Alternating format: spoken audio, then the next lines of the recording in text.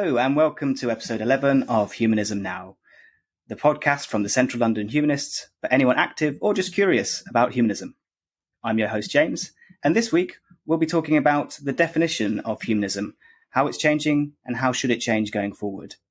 Plus we'll have an interview with Maddy Goodall of Humanist Heritage talking about how we should be celebrating the history of humanism and also looking ahead. To discuss all that and more, I'm delighted to be joined by two of my fellow committee members here at the Central London Humanists. Welcome back to Mark Agathangelou. Mark, how are you doing today? I'm good, thanks, James. Yeah, really looking forward to this. Thanks for having me. Pleasure. And last time we spoke to you, you were about to go and see Napoleon. So I was wondering, before we kick off, can we get your 3-word review of the movie? Okay, I'm going to go with spectacular, sweeping, and empty. That makes me more intrigued to see it than before. Good. and for our icebreaker question this week, keeping in the theme of Napoleon, which historical figure would you most like to have met?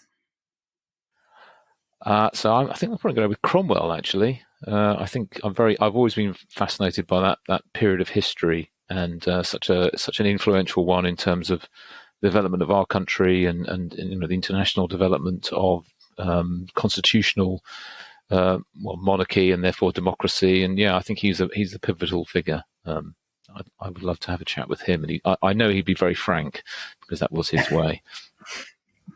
I grew up in Cromwell country, up in St Ives, Cambridgeshire. So yeah, you might want to pay a visit there. There's lots of history about that. Yeah, definitely. I'd like to do that. And making a debut here on Humanism Now, I'm delighted to be joined by another committee member, Katia Urquiza. Welcome, Katia. Hello, nice to be here. Pleasure to have you, and great to have you joining us for your first episode of the podcast. As it's your first time, I thought it might be good for our listeners to hear a little bit more about you. So would you mind telling us a little bit more about your background and also how you came to be involved in humanism? Yeah, so I guess I'm going to try to keep it short, but I was born in Mexico. I spent half of my childhood in the US. I went back to Mexico. Then I lived in France for almost 10 years. And in 2010, I moved to the UK. Humanism wasn't a part of my life at all before I came to the UK. I wasn't really looking for humanism, but I've been an atheist all my life. I was brought up to be a Catholic, but it never quite stuck. So I didn't have that moment of feeling that I was leaving a community and therefore looking for another community, which I think is a big part of humanism for many people. I've been a foreigner practically all my life. And I just wasn't looking for that. When I came to the UK, the thing that I was looking for was actually a book group. And I particularly wanted a book group. I wanted to be reading nonfiction, yes, science-based, and, history, anything factual. So I went online and found this group, Central London Humanists, running a book group. And it had just started. So I was able to see what books they had just read. And I went, oh my goodness, these books are on my list. So they're probably going to be reading going forward what I would like. And I found like-minded people. And that's how I joined Central London Humanists. I've been a part of the book group ever since. For many years, I was in charge of choosing the books. That's how I ended up on the committee. And more recently, someone else has taken over choosing the books. And I now organize theater trips. So I guess I have stayed on the committee thinking, I am contributing something. All of these cultural activities, because I also sometimes organize, expos, visiting an expo. All of these activities where where people who identify with humanism can come along, and it's a place where you won't have to explain yourself as into why you've done this or that, that is in alignment with humanism or isn't. And sometimes the wives of, or the husbands, I suppose, come along who aren't necessarily, part of the group. And so I quite like how open and inviting we are. And when we're together, we talk about the piece of theater we've just seen or the book we've just read. We have all of these discussions, and it just so happens that most of us are also part of the humanist bigger family.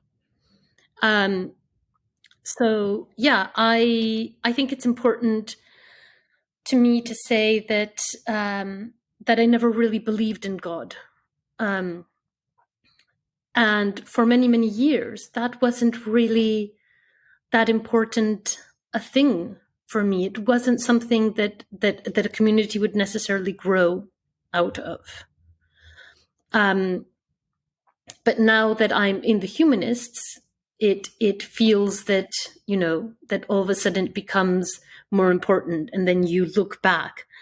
You've answered it beautifully. Thank you very much for that overview. And yeah, thank you for highlighting the book group as well, because I know that's a very active, probably smaller than lots of our other events, but it's a very active, loyal group. And I think it, again, has been a bit of a gateway to a lot of people to discovering a bit more about our group in particular, but then following from that, more of the ideas around humanism.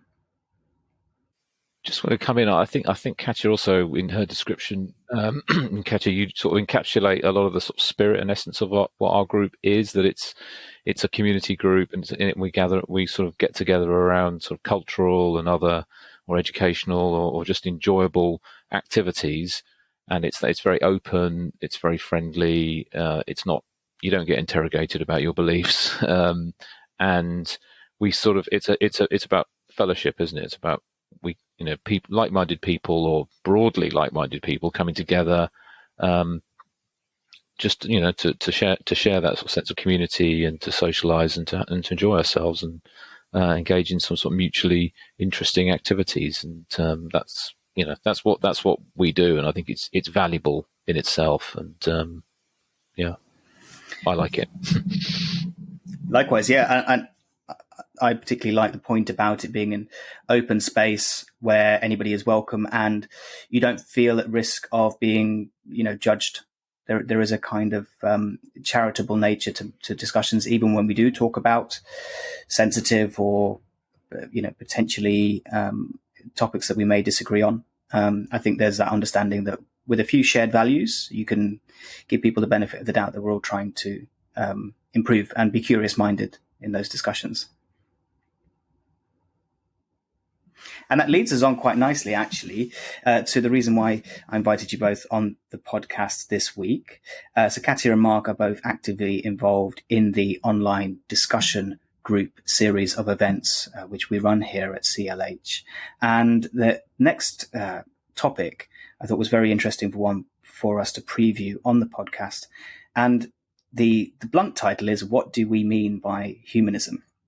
Which is, I guess, an overall topic we've covered quite a bit on the podcast so far, but there were some interesting points and questions that were raised in the outline to that. So we're going to preview a bit of that discussion here on the podcast today. And if you're available, hopefully you'll be able to join us online for that in-person meetup in a couple of weeks. So I guess rather than setting out with the definition of humanism, once again, it might be interesting to talk about what we see as the core values and principles of humanism in practice, as opposed to how it's sort of academically defined. Katia, what are the core principles of humanism or values in practice? Yeah, so I like the fact that you've delimited the question to say in practice, because a lot of them can be quite theoretical. And in practice, I think kindness is so important, because it includes empathy. It includes all of these things that we talk about sometimes, the tolerance, the being open. I can't stop thinking about it. Mark has read this book as well, because it was our latest book group book called Life and Fate by Vasily Grossman. And it's set during the siege of Leningrad. And it's, a lot of the characters in there end up dead, as you would expect from such a historical time. But the author just goes back over and over again to those random acts of kindness that all are also there despite the tragedy. I thought it was an excellent book, and an excellent point to make about, kindness is a part of humanism, and just kindness makes us more human. So definitely kindness as the thing that you can do in practice as a humanist to make you feel proud. Proud of yourself. Can I just jump in there on the book? I think so. Katia chose this book for the book group this time because she was stepping back into the role of convener for this last one, and I do think actually it was a really good choice in terms of just as a good book, but it did encapsulate a lot of these sort of humanist values, because it is very much about the sort of the triumph of the human spirit, or the sort of perseverance with sort of humanist values, kindness, compassion, and also desire for an element of authenticity and integrity and freedom. And so in a way, that is a nice way to model those values in the setting of a book, because then you can really understand and see them in that way.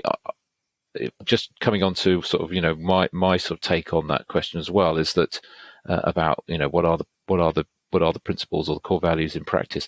I think so. This particular discussion, we are looking at sort of what humanists mean, by humanism in a sense, rather than it being an introduction.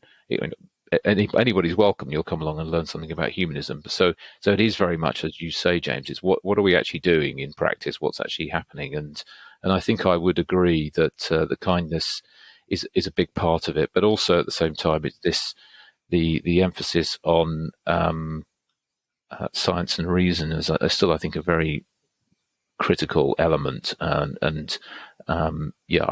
it always seems to draw a lot of people to events if we have a scientific sort of bent to one of them.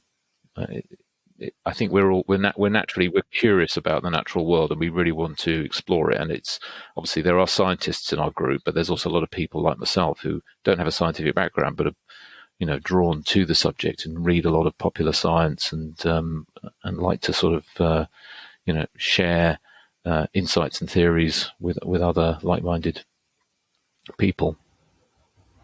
Definitely, yeah. I think the drive for reason and the drive for kindness probably is underlying most of the humanist principles. And yeah, I think it's definitely what we would all like to be, how we'd like to be operating in practice. And I think those are definitely the two fundamentals that I think underlie broadly most of what we try to do. And that reason is not always easy, and it's not always obvious, and it's things that, again, is open for discussion and debate. And I guess there's potentially as well different ways to interpret what a kind approach to any particular problem would be. And that leads on, I think, to one of the interesting points that I saw was open for discussion in the in the event which you're hosting, which is around this idea of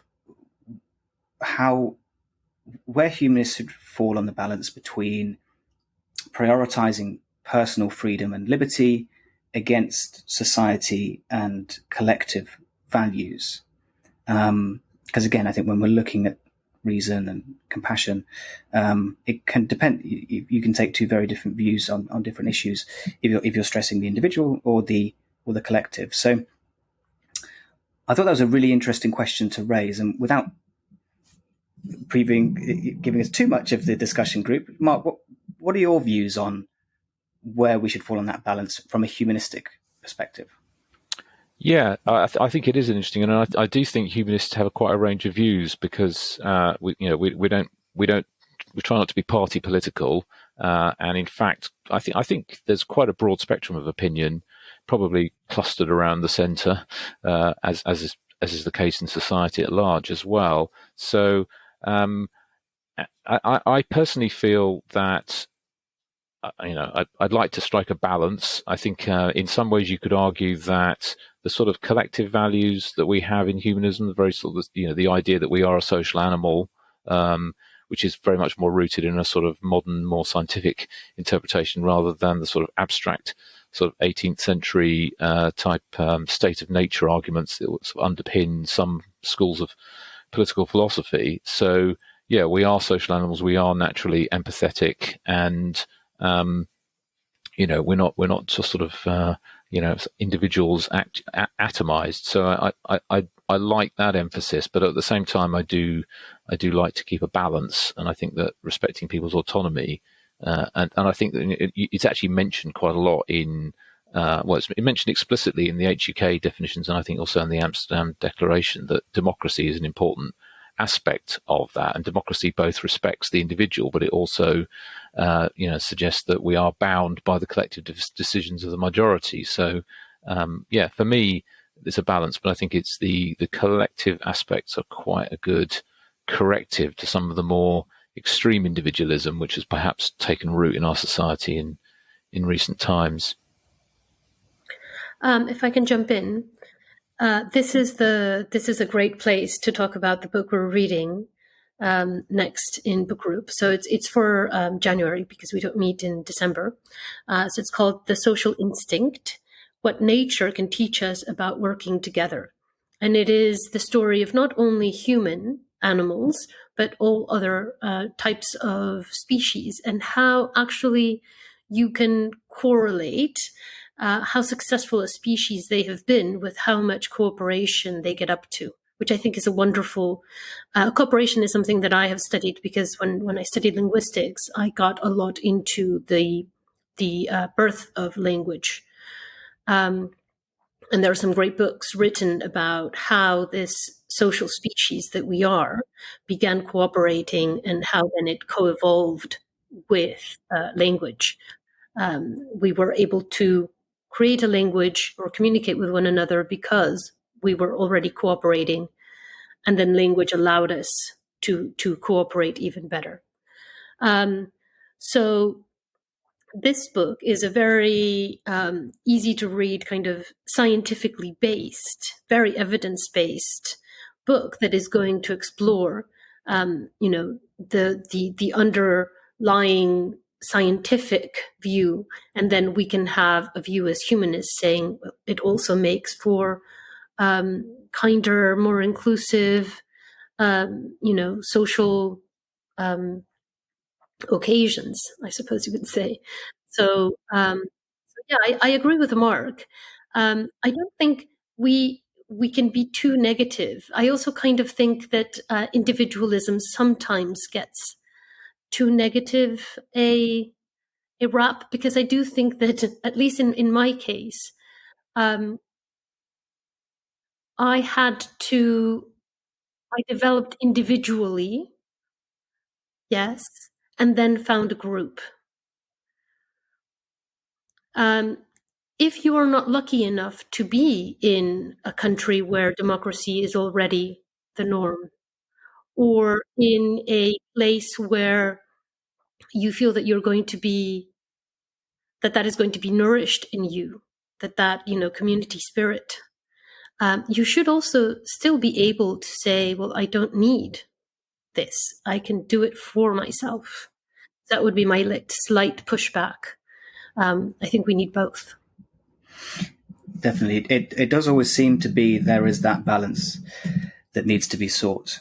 And I think typically, or historically, when people have talked about the collective or society, it's really forming an in-group, which is usually defined with a defined out-group as well. And I think the struggle for humanists is we're kind of defining our in-group as the human species, which can almost become, too large a group to really have well defined in the same way, and may give rise, as you say, to potentially within that, then do you just resort to more of an individualism. But I really like bringing it back to the point about evolution, Katia, as well. I think people will often point to examples in the natural world when they're trying to make either kind of case, usually particularly for cooperation, but again, it's usually cooperation within a small tribe or colony, at the detriment to another tribe or colony in sort of competing for resources. So again, there's limits to all of these ideas. And I think even, to go even further down the evolutionary path, Dawkins has mentioned that he could have called the selfish gene, he could have easily called it the collaborative gene, in that it's actually how genes interact and collaborate with others around them, which is going to prioritize them for success and reproduction. So it's it does seem to be that it's all about that balance. And looking ahead, how have you seen the humanist movement change, particularly in the last, let's say, 10 or so years, since I know you've both been more actively involved in the Central London Humanists? Do you think there are still some of these that it's still changing, or it's broadly been the same? Katia, what's your view? I think there have been some changes. I feel that our group is bigger in the sense that we have more diversity. So seeing it from just a woman's perspective, when I started going to things like the socials 12 years ago, there were very few women present. There were, in general, much more men than women coming to our talks and our events in general, I suppose. So today, I do feel that has definitely, I'm going to say, improved, because I think it is an improvement. But I don't think any of the ideas have changed in practice. So in a previous conversation, James, you were talking about whether we have become more environmentally aware, and I think people are. But in our group, have we actually done anything about it? Maybe it's one of the things that is coming up, because I do feel that we are able to change and take on new things. It's just not something that I feel we actually have acted on yet, despite the interest. We've read books about it. We have had many discussions. You were asking before about what is humanism. So I know from some humanists that are in the group, for some humanists, being a humanist means being, at the very least, a vegetarian and preferably a vegan, right? And, it's one of those things where I don't think there would be much agreement. But, maybe we should talk about it. Maybe that would be another good discussion topic. Mark? Yeah, definitely. I mean, we can refer to a previous podcast guest, Jamie Woodhouse, who's pushing for this idea of extending the definition of humanism to sentientism and including animal rights, and by extension, the climate emergency as well, in terms of really those principles I think you mentioned before. Kindness, how far do we extend that kindness, and reason? Is it reasonable? Is it justifiable to eat animals or to farm animals these days? So I think that I've definitely seen that as a growing trend for sure, and I agree. It's not necessarily a settled discussion, I think, within humanism, but certainly there is a momentum shifting that way. Mark, has anything stood out for you? Yeah, so I've been sort of involved both. I've been involved for less amount of time than Katia. I sort of first actively got involved with this group during lockdown So I didn't meet anybody for quite a long time, except in 2 dimensions. But it so I have a sort of a slightly shorter frame of reference, but I did get a little slightly involved quite a long time ago, probably about 15 years ago. I went to a couple of events, maybe even slightly longer than that, and at the time, what I found interesting was just how small a group it was. It was tiny. There was one event which I think drew more people. There was a talk given by Stuart Lee, the comedian.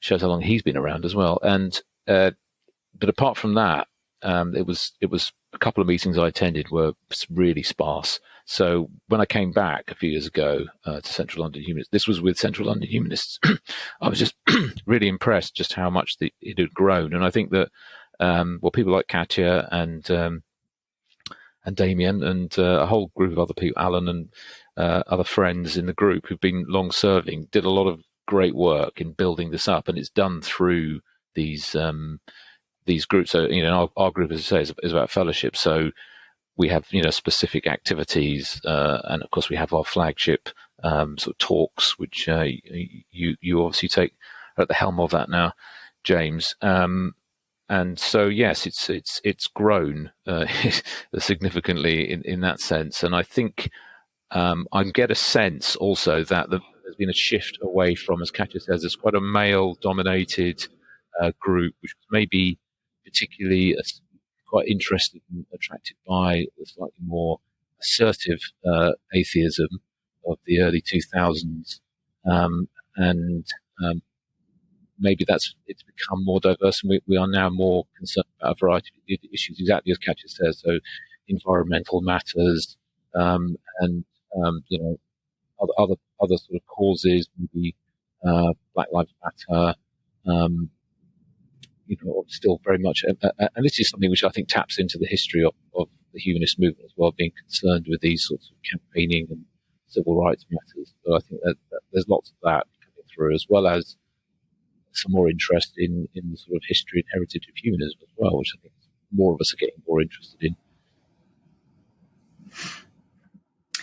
Definitely, yeah, and that feeds nicely into our interview with Madeleine Goodall, who's leading that charge on the Humanist Heritage side of things. Just before we wrap up, I'm wondering if there's any aspects you would like to add to the list of the definition of humanism, or things you'd like to see increase further. I mean, I'm getting a bit of a sense from both of you, actually, that probably continued diversity, but also perhaps more action and less rhetoric might be one of the ways in which we could improve the understanding of humanism going forward. Mark, what would you like to see change, as we head into the next decade? So it's on the extended list, but I'd like to see the actual sort of the numbers of people who are actively engaged in meeting face to face increase. I know it's difficult in the current environment to get people out and about. It could even be it could be virtual as well, but actually engaging.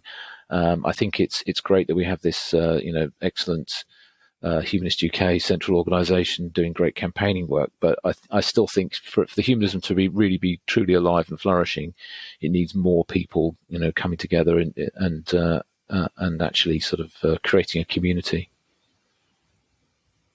Great. And how about for you, Katia? I would like to see more secularism as a goal. One of the things that shocked me coming to the UK was the open support and popularity of the royals. To give an example of something that secularism could take care of, I was surprised by how many people that were non-religious were royalists. So that it might be quite a controversial thing to say that the secularism in the UK might not be enough. From a humanist perspective, why are we not more, fighting for secularism? It isn't on the project. So we've heard from the president of Humanist UK what we're campaigning for. We're not campaigning for a total and complete division of church and state, partly because it would be, I understand, let's campaign for things we can win. Let's campaign for things that are achievable. But maybe just then a discussion, why is secularism not on that list? Because I think it comes with a lot of really, really good things that will improve things like equality and care for your vulnerable in a country where you don't just accept that there is a class that has been divinely anointed, or that has by birthright more rights than other people. So yeah. It's such a good point, yeah, and I think it's a blind spot for a lot of us who are born and raised in the UK to not realise the role that religion is still playing in our entire class structure, and also another area that I think HUK are campaigning on, particularly in the school system as well. We're not a secular country in the way in which we like to present ourselves. So, absolutely, and I think it's partly linked back to what Mark was saying. It's partly a numbers game. I think, the more support we have, the more people who openly associate and contribute to humanist causes and be part of the groups. The greater you have in numbers, the more it's easy to start these difficult conversations, because I think they would be difficult and challenging for a lot of people, but important conversations to have for sure. And definitely some things we should be talking about more going forward. So Mark and Katia, thank you very much for joining us. And just to remind listeners, when is the discussion group?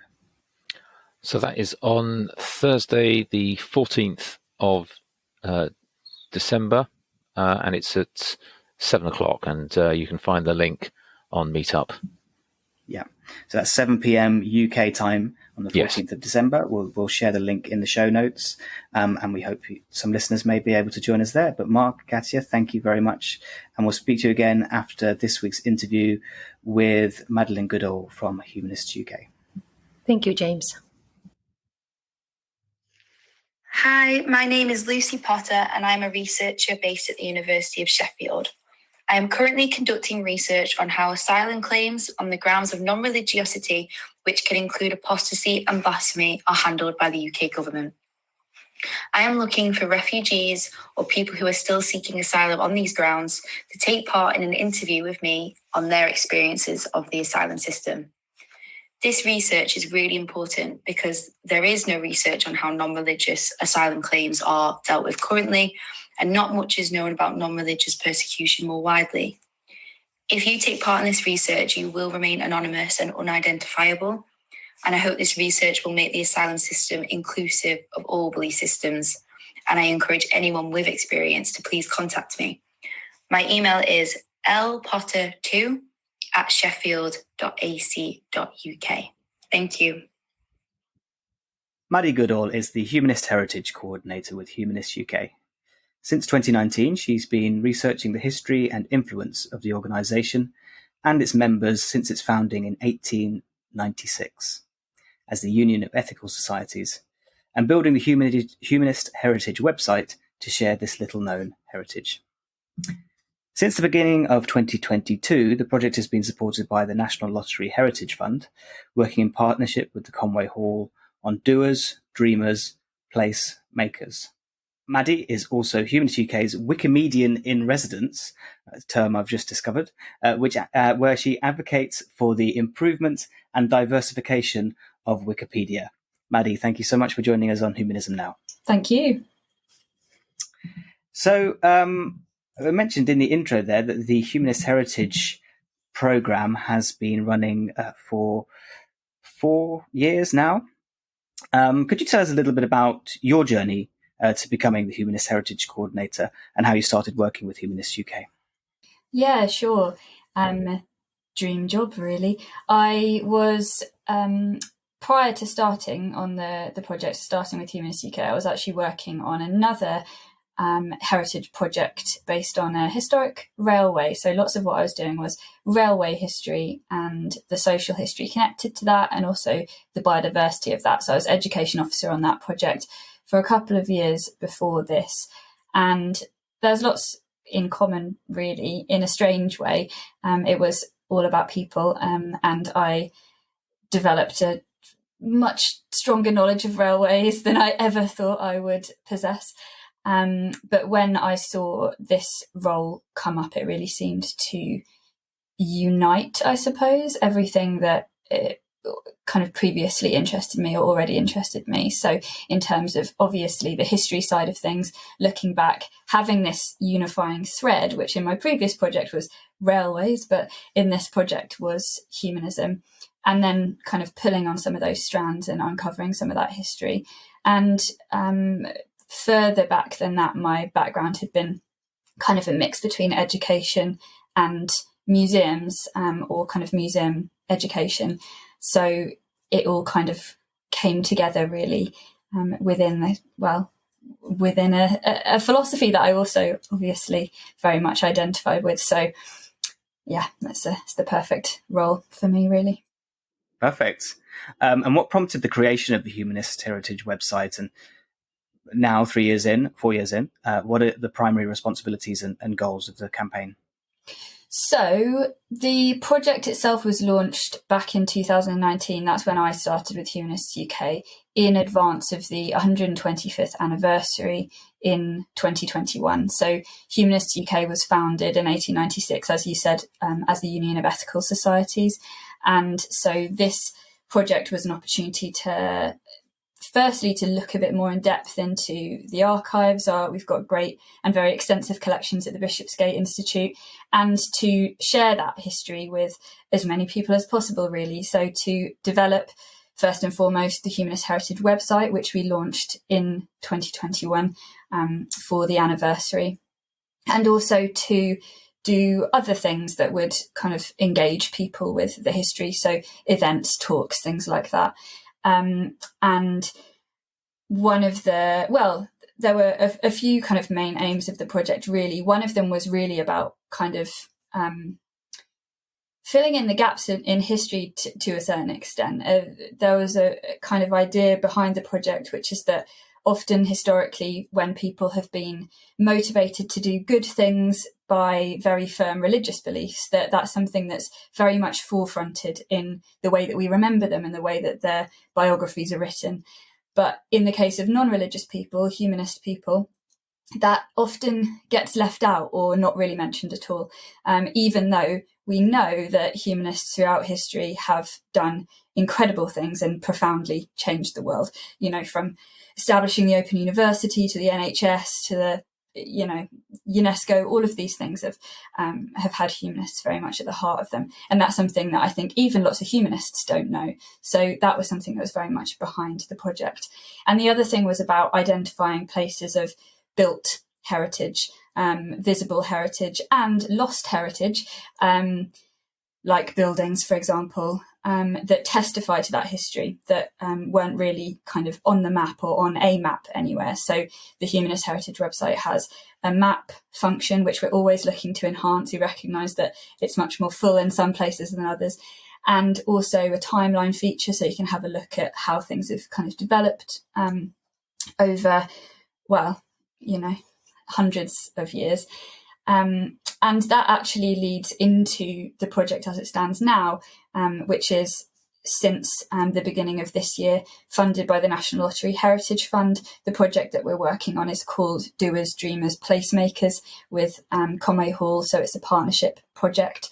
And again, we're looking very much at how the spaces and the communities have been built and created and sustained around humanism, which again, I think is something that sometimes it gets forgotten. I think lots of people think of the history of humanism as something that is incredibly kind of intellectual or academic, or ultimately a history of just ideas, or people reading and writing books and arguing with each other, when actually, although obviously those things are a part of it as a scientific developments and all of those things, actually it's people and people gathering together around kind of common values, and often in order to make changes in the world, that is the kind of real, the peopled history of humanism, which we're also trying to kind of bring out with this project. Yeah, it's wonderful. And I would implore all listeners to definitely check out the website and the map to see if they can find their local landmark to humanism. And if not, as you say, submit one as well. Could you share some of the more intriguing or surprising findings from your research so far? Yeah, so if anybody has ever heard me talk before, you're probably sick of me saying it, but the women of humanist history are the thing that I would say both kind of intrigued and surprised, maybe not in that order, surprised then intrigued me in the research for the project. So when I started the project, through no kind of malice or fault of anyone's own, lots and lots of the names that we had that were, commonly associated with the history of humanism and the organisational history as well, were men, and they were often philosophers and, very academic men. And those people have played a huge part, undoubtedly, in the history of humanism. But one of the things that really fascinated me, and especially when we started looking in the archives, looking at the early minute books, looking at the early membership lists as well of some of the ethical societies who were the early humanist groups, was just how many women were involved, and how they were really kind of the lifeblood of the organisation, doing not just the kind of organising and the running of things, but also being involved very prominently in lots of these other major social causes. So people like Zona Vallance, who I've talked about quite a lot in various places, Nellie Freeman, Lily Boileau, May Seton Tiedman, who was a divorce law reform campaigner, did amazing work in that, alongside much more famous people like Arthur Conan Doyle, for example, but who haven't particularly been remembered for any of that work, for the work within organised humanism, but also for their kind of wider activism and kind of involvement in those other causes. So that's something that has kind of obsessed me ever since the beginning, is trying to uncover a bit more about those and just make them known, because I think they are inspiring, to us now, however different their lives might have been. Yeah, absolutely. I think the diversification of voices and influences is also just as important as well, as you say, to show the many. We talk often on the podcast about the many roots of humanism and the many different inspirations that have led us to where we are, and it's often a very linear story that is told. And I think you're helping uncover much more of the, as you say, the different voices and the different contributors that have got us to this point. Yeah, again, I hope so. And I completely recognise there are, I guess, limitations on what I'm doing as well. The project is quite focused on UK history, which can risk losing lots of voices from outside who, in many cases, did have a huge influence on the UK, but also aren't obviously the only interesting stories that there are. So we have tried to make sure that much more global history is represented. As much as anything else, it's just really fascinating to see how those different kind of manifestations have happened over time, not just to build that sense that, this is a philosophy, a way of looking at the world that has always been there, and been there in all cultures, all countries, but in different ways and in really interestingly different ways. And that informs, as you say, how we understand humanism now, and also how it's relevant around the world and what's going on in all of these different places now. So yeah, the fact that it's sprung up independently in many different areas gives it lots of different sources to draw from. But within the UK, within the research that you've done, I'm wondering, probably a two-part question here. How has the philosophy and practices of humanism evolved in the 125 years since the founding of the Union of Ethical Societies? And then sort of concurrently, how do you feel that the work of organisations like Humanist UK has influenced social attitudes over that period? Sorry to ask you to summarise 125 years in one answer. 128 now. No, but it is a really good question, because things have changed. There's kind of, in some ways, really remarkable continuity over the last, nearly 130 years now. And then in some ways, there have been some key changes. Definitely, in the 1890s context, where they were forming ethical societies, which were consciously not describing themselves as atheist, or even necessarily, agnostic more so maybe, but they certainly weren't kind of branding themselves as hardline atheists. And I think, and again, I've definitely said this elsewhere, but I do feel like that the calling themselves ethical societies was a conscious thing. At that point, it was still not very societally acceptable to be a non-religious person, and so making that focus on ethics, and about an ethics that didn't rely on a supernatural idea or a belief in a life after death or anything like that was significant. And I think it was important to how they started out. But it does mean that in some of those early ethical societies, it can be a bit unclear. So, for example, you've got these strange, perhaps strange to us now, kind of experiments like the Ethical Church in Bayswater, which came out of the West London Ethical Society, where they were experimenting with, ethical religion and ethical services, where they were secular in the sense that they were not worshipping any god, but they were using language that was, historically very religious, and they were singing hymns, but they were secular hymns, and they were, having services, but they were, and that's something that I think most humanists now probably wouldn't be that drawn to. But it was all part of that kind of early figuring out, what an ethical society should do. And even at that stage, early 1900s, by no means all other ethical societies thought that was a good idea. There has always been, a diversity of opinion and different ideas about whether we want to sing songs, whether we want to, have lectures or discussions, or, what those things should look like. So that's been a change. And there was a very conscious kind of reinvigoration of what it meant to be a humanist organisation in the kind of middle of the 20th century, so 1950s, 1960s, when the word humanist to describe themselves was really taken up and taken on. You had things like Hector Horton's Humanist Revolution, and just this idea that humanism was this life stance, this worldview, which could be a full philosophy, a lived philosophy, and a way of understanding things and defining yourself as a person and within groups. So that has, that's changed definitely, and that I suppose that very conscious identification with the kind of atheist, agnostic, that kind of thing has shifted. And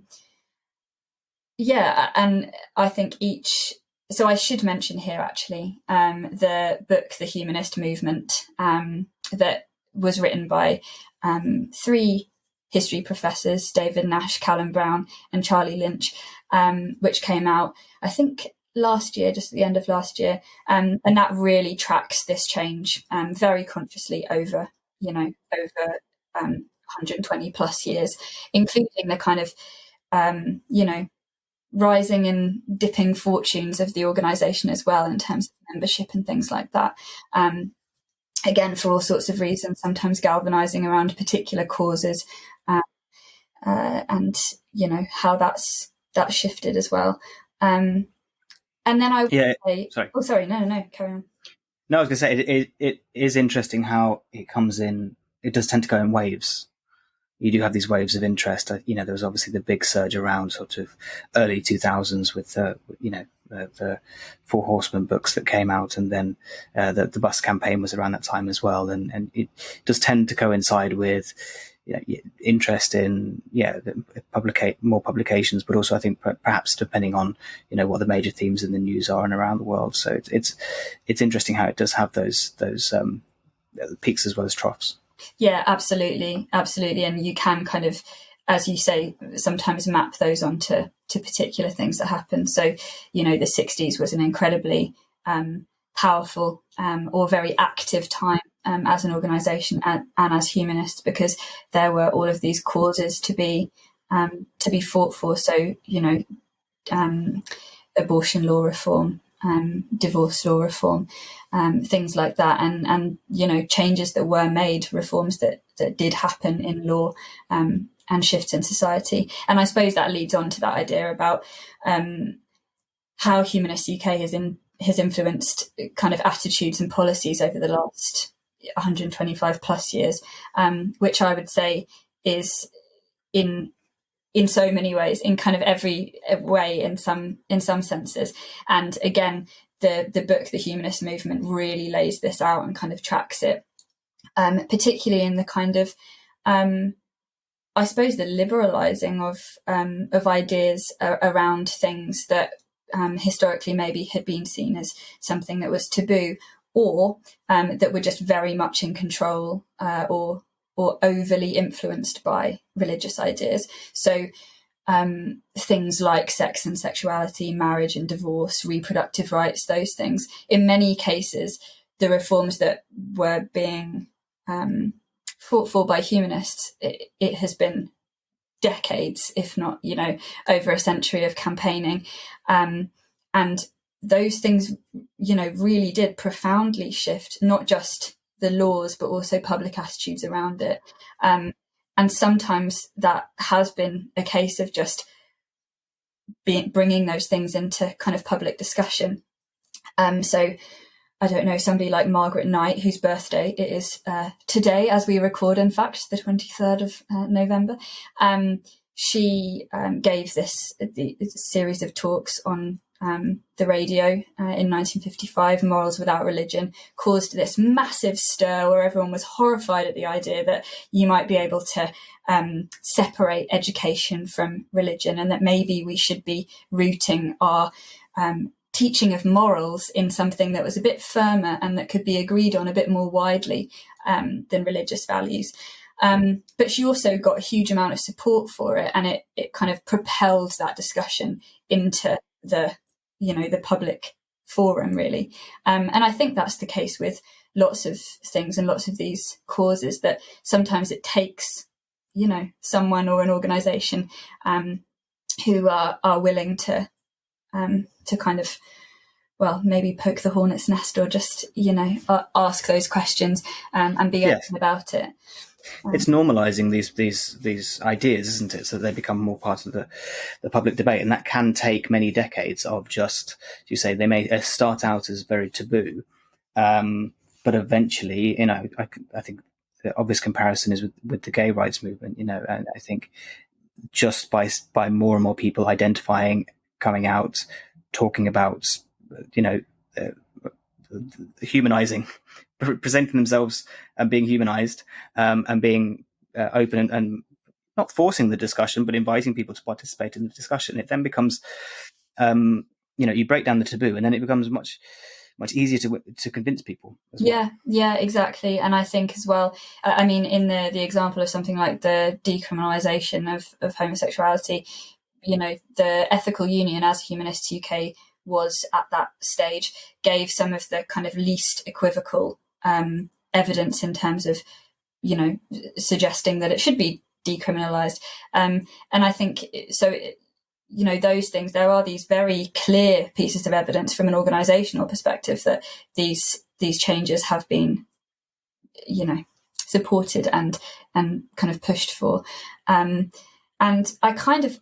I feel like it makes sense, really, for throughout history for two reasons. One, that if I suppose you've been willing at some stage to kind of take a step back from perhaps traditional ideas about religion, then maybe that does incline you more towards being willing also to question some of those other things that are kind of taken for granted or taken uncritically or as fact by other people. When you are fundamentally arguing from a kind of standpoint of, or not necessarily arguing, but coming from a standpoint which is rooted in reason and empathy or compassion, it makes sense to me that that some of those things that, you know, historically and now that, you know, people might not criticize or not agree with, that actually historically humanists have said, well, actually maybe we should be reconsidering this because of this piece of evidence, or because of what this person is telling us, or this community is telling us, or because it's the kind thing to do. So yeah, I think kind of makes sense. And you and your colleagues at Humanist UK continue to do that great work. I think thinking in particularly about the campaign around, you know, assisted dying, is very much an evidence-based and empathy-based kind campaign, but it still remains for some people just an absolute taboo. And I feel we still have many years ahead. Looking ahead, I wonder, from your work reflecting on the last 100 plus years, what do you see as the biggest sort of emerging trends or challenges for humanist secularist movements globally, not just in the UK? Yeah, I think that's such an interesting question, and a hard one, I suppose. I would say, for one thing, and maybe again thinking about it in that historical context, is, you know, defending some of the rights that we have won, not just as humanists, but as human beings. So I'm thinking particularly of things around, for example, reproductive rights, when we've seen in the cases of, you know, other countries, and this country too, how those things that kind of seem secure can be stripped away. And I know from, you know, speaking to people like Diane Munday, who's been a tireless campaigner for abortion rights for, again, decades, said that to me when I spoke to her a few years ago, that it seemed for many people like once the Abortion Act of 1967 came in, it was a kind of, you know, a done deal, a one thing. But actually what people don't see is then how fiercely that has had to be defended ever since, and even in the, you know, years immediately following. I suppose as well, just the general human challenges of that we're faced with now. I mean, things like climate change, for example, and we of course have groups like Humanist Climate Action. But that idea of, you know, how do we provide a humanist voice where it's needed? How can we be, you know, confronting these things as individual humanists and as an organisation, or as individual groups? These things that really do demand, you know, our attention. And also, of course, kind of particularly organisationally, making calls on those things. Where can we really make a difference? So, for example, with Humanists UK and Humanist International as well, thinking about, you know, the global situation. How can we help humanists at risk internationally, for example? Depending, again, acknowledging the very different context that humanists around the world face. So I think those are Yeah, it's far more interconnected, and the issues now are much more global, I guess, than national. And I think that's probably, looking ahead to the next 125 years, where we'll see that the greatest change. And on a positive note, what are your hopes and visions for the future of the organisation, and particularly for the Heritage Project? So naturally, I hope for success in all our campaigns, and I, of course, believe that it's possible. I think, you know, things like actually getting a ban on so-called conversion therapy, for example, is a big thing that we're still campaigning on, and that I think hopefully we'll see happen. Legal recognition of humanist marriages, as you mentioned earlier, reform around the laws covering assisted dying. Again, that's something that has been, as you pointed out, something that has been being campaigned on for a long time. I wrote an article actually for the Humanist Heritage website not that long ago about the history of humanist advocacy for that. And again, that's one of those themes that... has it actually been around much longer than people would expect? Yes, yeah. And again, from that, and you use the example, that idea of, if you're arguing something from the standpoint of reason, of evidence, and of empathy, and compassion for other people, then it makes sense that, humanists throughout history might have reached the same conclusions about the need for reform.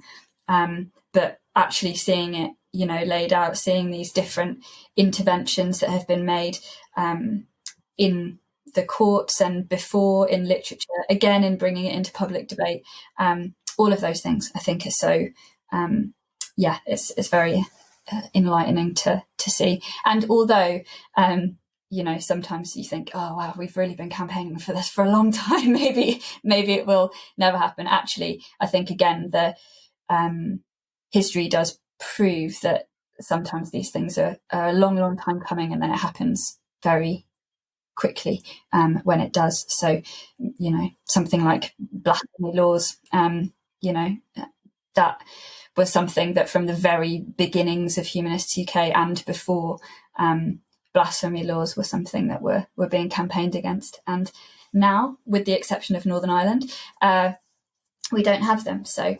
that's another thing it would be nice to see, the abolition of blasphemy laws in Northern Ireland. It's very true, isn't it, actually, that these campaigns can take decades and decades, and then the norms can flip incredibly quickly in society.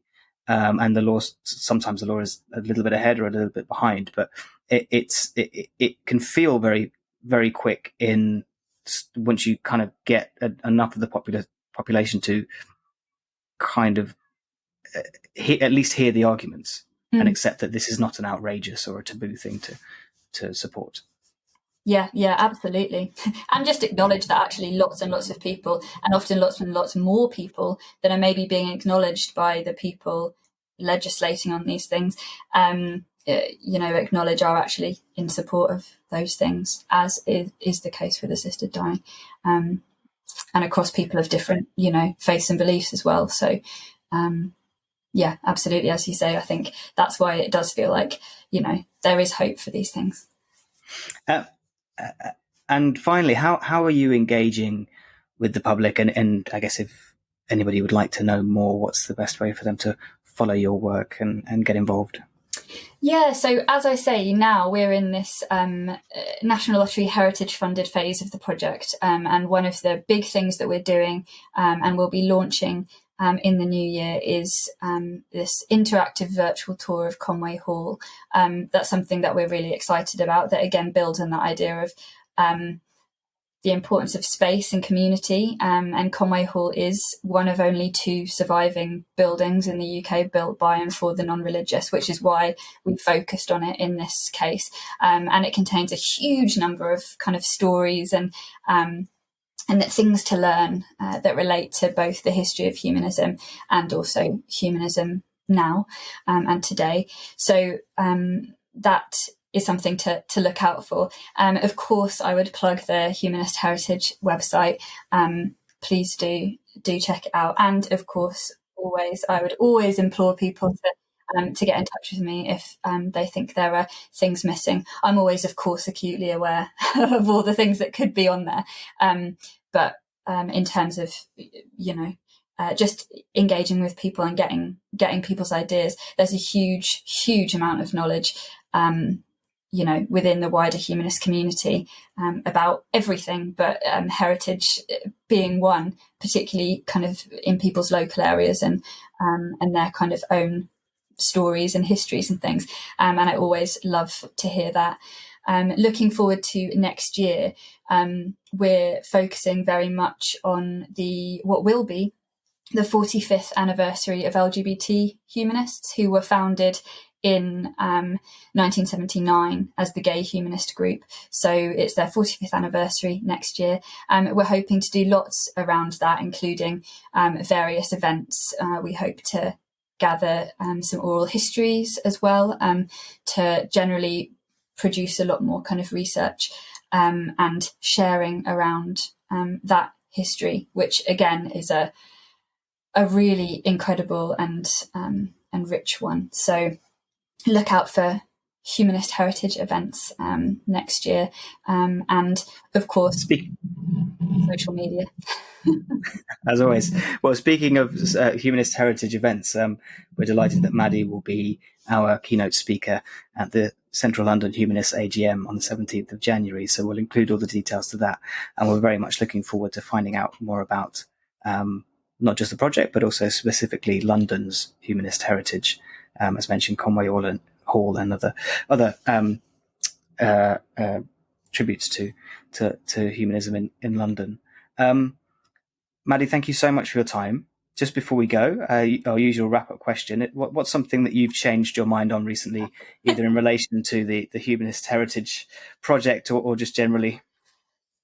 Oh, that's a hard one. I feel like I should be saying something very profound here, but actually the first thing that occurs to me is that I recently changed my mind on an antique shop that's near me, which I always used to ignore because nothing had prices on and it was small and I was scared it was going to be super expensive.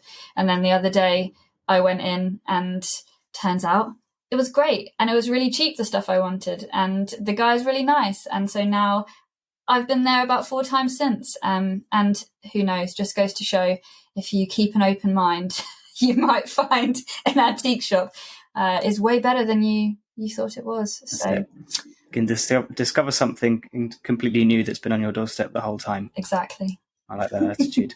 Maddy Goodall, thank you so much for joining us on Humanism Now. Thanks very much.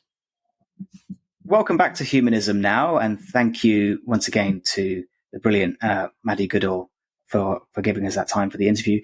And I'm pleased to say that Maddy will be joining us for our AGM in mid-January as well. So we'll include a link to that in the show notes, talking all about London's Humanist Heritage. Katia, I know we'll be hearing more from Maddy soon, but what did you take away from the interview there? So I found her interview really, really worth listening to, and I'm going to go back and listen to it actually a second time. The Humanist Heritage page that has been created is fascinating. I only recently discovered it. I found it really easy to navigate, quite how can you say,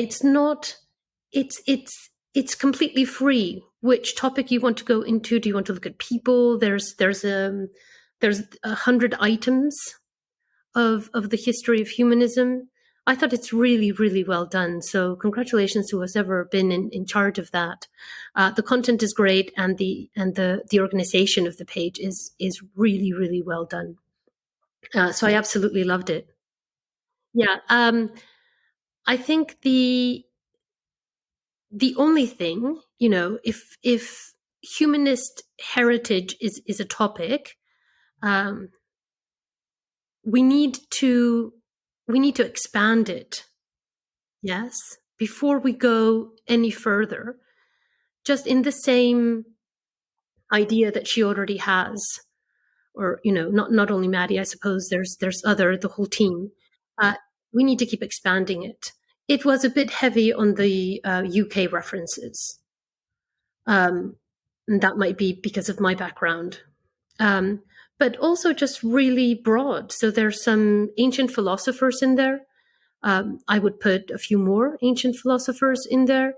I would put some philosophers who are normally classed as deist. And I'm not saying that they're not deists. So for instance, René René Descartes has had books written about everything that he did wrong.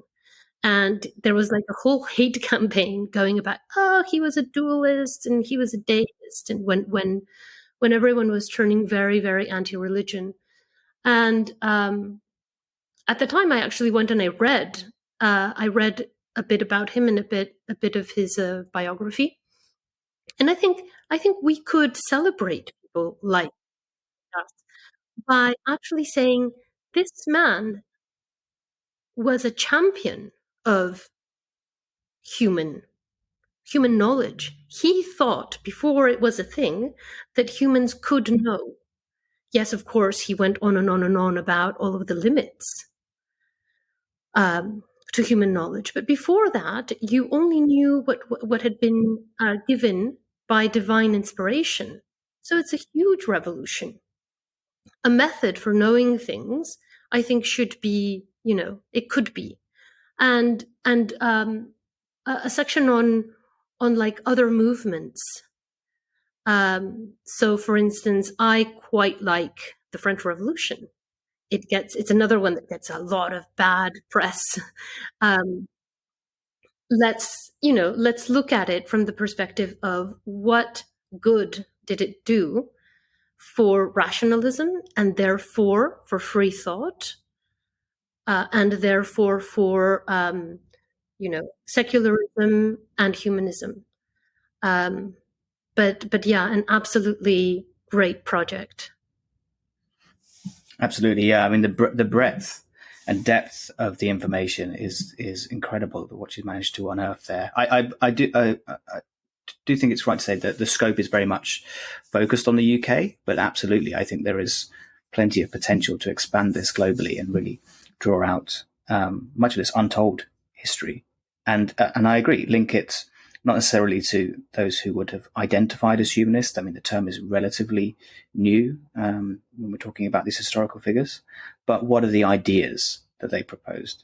And absolutely not saying that they are perfect individuals or without faults. I think that's again something that is very much part of humanism, that we don't take everything that someone says uncritically. It's more about taking the good ideas and ditching the bad.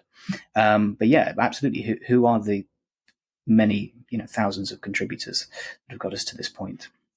And how about for you, Mark? What stood out for you, and are there any figures that you would like to see celebrated more from our humanist heritage?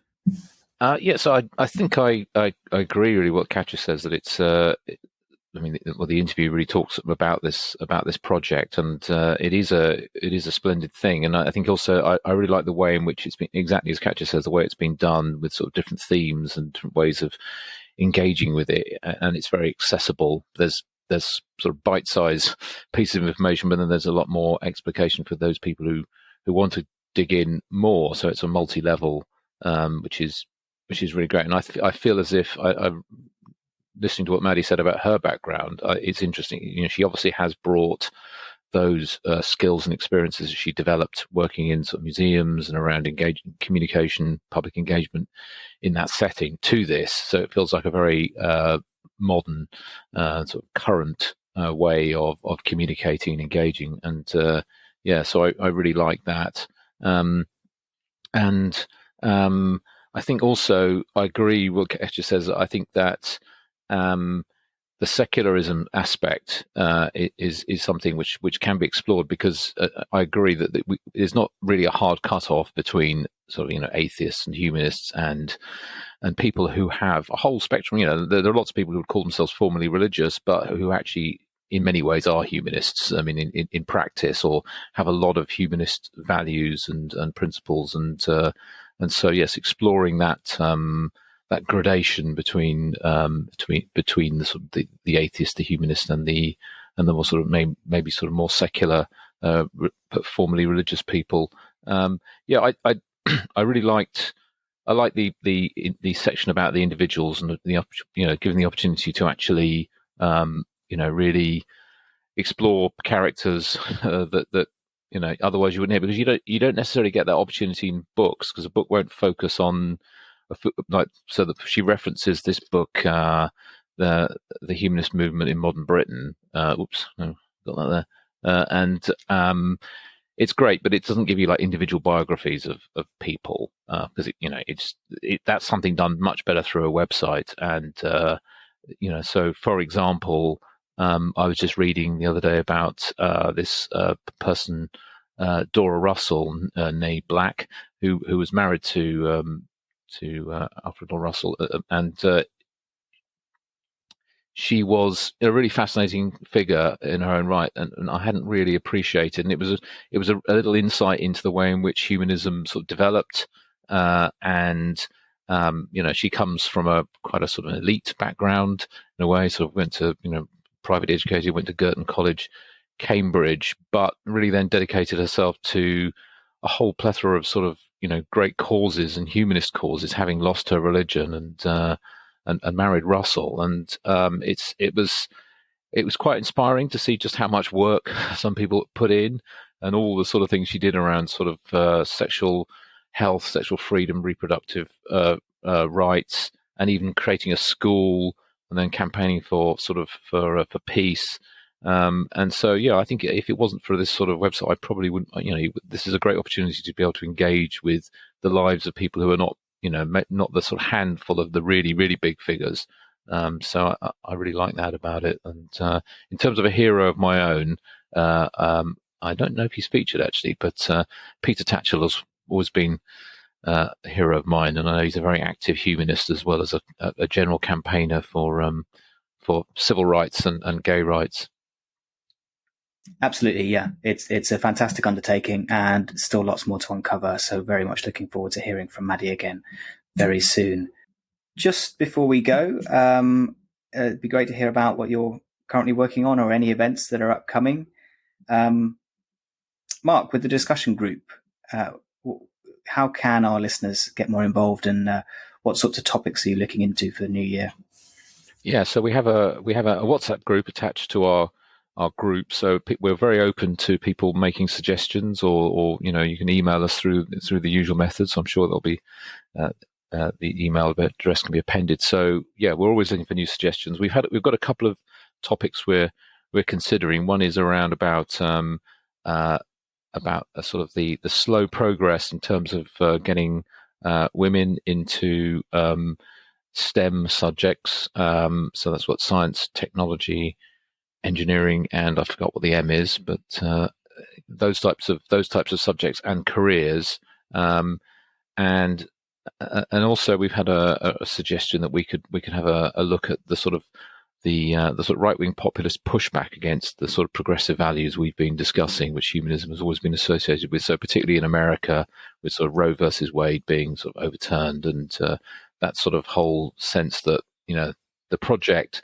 has been a little bit derailed and pushed back, both the humanist project and the sort of democratic project in general. So, yeah, there's a couple of things. I mean, lots of other ideas bubbling under as well. I say always open to new suggestions. Absolutely. Please do send those in. And just to clarify, you're saying that humanism was involved in the pushback to right-wing populism, not that we've been involved in. No. I should clarify. What I mean is that there's been a pushback by right-wing populists against progressive values, and so people thought that Roe versus Wade, that was it was done and dusted, and in fact we're a bit surprised to find that actually there's been a sort of a revival of more sort of conservative values, which has actually been able to push that back, but hopefully only temporarily. Absolutely, yeah. And it's good to see so many members actively involved in lots of those campaigns. And Katia, I know you mentioned next month's book for the book group. What else are we going to be reading going forward? And is there any other events you'd like to mention? Well, I wanted to mention the date for that is the 29th of, Thursday, the 25th of January. Not 29th. The 25th. So you have plenty of time to get a hold of the book, The Social Instinct by Nicola Rahani. I'm probably not pronouncing her name correctly. And we don't have any other book announced as yet, and it's really Rebecca who's now choosing books. I got to choose a couple this year, but We do take suggestions. It's better if you've actually read the book before you recommend it. Otherwise, it can turn to tragedy. Yeah, and it's broadly a non-fiction book group still, isn't it? It's more about sort of big ideas and very current topics. It's very much a factual book group, but we do read novels. So, Life and Fate, Vasily Grossman's Life and Fate that we've just read, that's a novel. But it's a very factual novel because he was there and he was actually working for the Russian, for the Russian government as a journalist at the time. So he got to go to the front line and write about what he saw, and he was very, very popular. Just one more plug on that book. When he tried to publish this book, what happened was, as he puts it, the book got arrested. Of course, he wrote this book and in it put everything that happened and his opinion of how, totalitarian the communist regime became and all of the parallels with fascism. So the book obviously was not published. And we can only read it today because it had to be smuggled out of Russia. So this is an exciting biography of a book that someone had to risk their life. Two people risked their lives to get this book out of Russia so that we could read it. That's the kind of book we read. So it's quite factual, it's novel, but we also read science, history, memoirs. Brilliant, yeah, and once again shows the importance of freedom of speech and freedom to write, even though it's factual, it's a novel. To have a book arrested like that is still shocking in the modern age. But thank you, and yes, I've been to a couple. It does definitely help if you've read the book, but I am assured if, like me, you prefer the audio book, that is allowable by the organisers, and most of the books that we choose are usually available on audiobook as well. So very much looking forward to joining the next one of those. So with that, thank you, Mark, for your time. Thanks, James. And Katia, thank you very much for joining us, and we hope to see you again soon. Thank you for having me. And thank you to our brilliant producer, Rob, and for you, listener, for joining us on Humanism Now.